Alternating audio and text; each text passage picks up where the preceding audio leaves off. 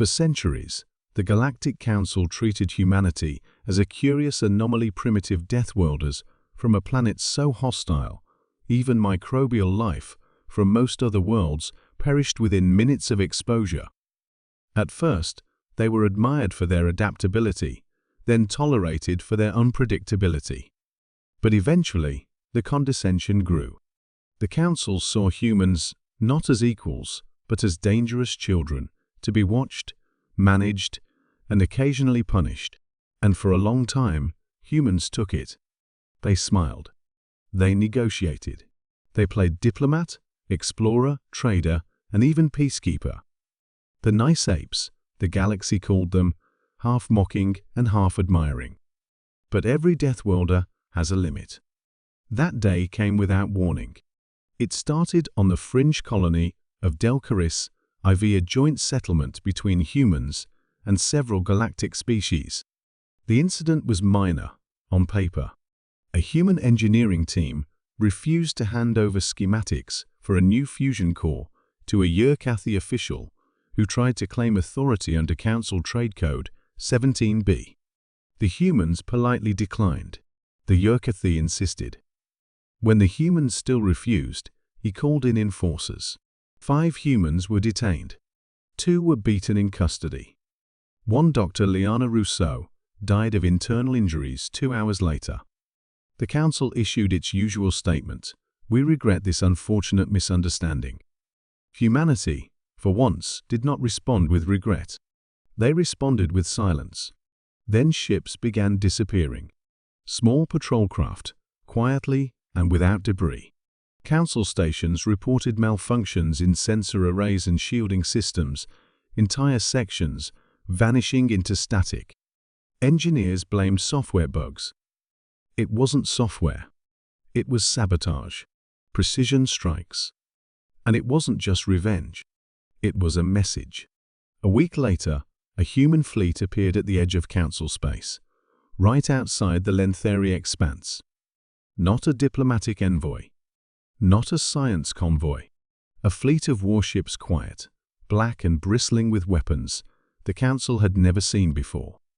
Fleet Admiral Juniper Zhao hailed the Council flagship with no formal greeting. Her voice was calm, controlled. "We are done asking nicely."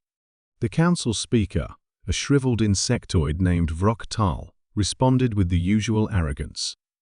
"You are violating peace protocols under the Galactic Treaty. Stand down and await tribunal." Zhao cut him off. "You beat one of ours to death over paperwork.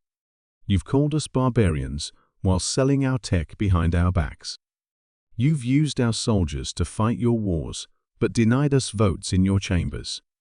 You used our kindness to chain us. That ends now." Still, the Council underestimated them.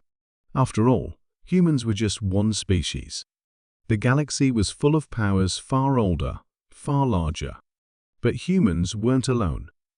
The other Deathworlders were watching.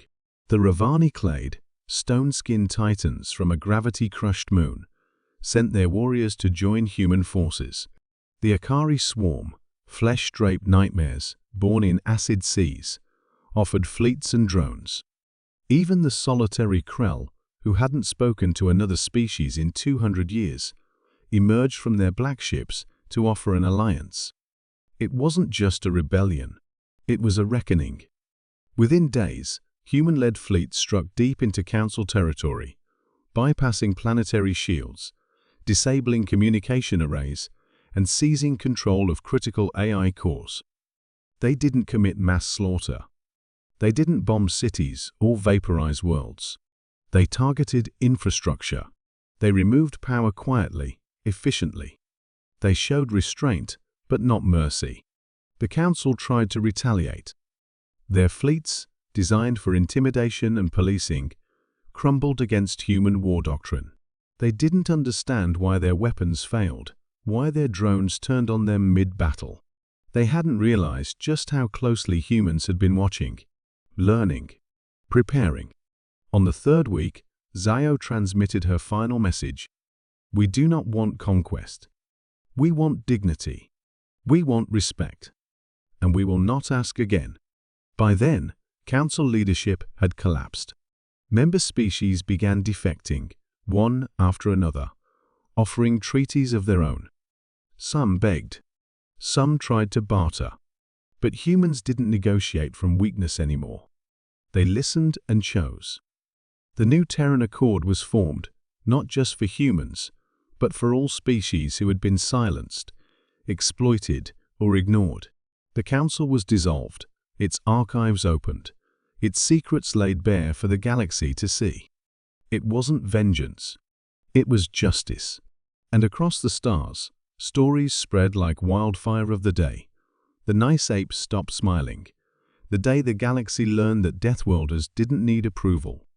They only needed a reason. A week later, in a quiet cafe on New Terra, a journalist asked Admiral Zio if she felt proud of what had been done. She sipped her tea and replied, without hesitation, "We were always strong. We just got tired of pretending we weren't."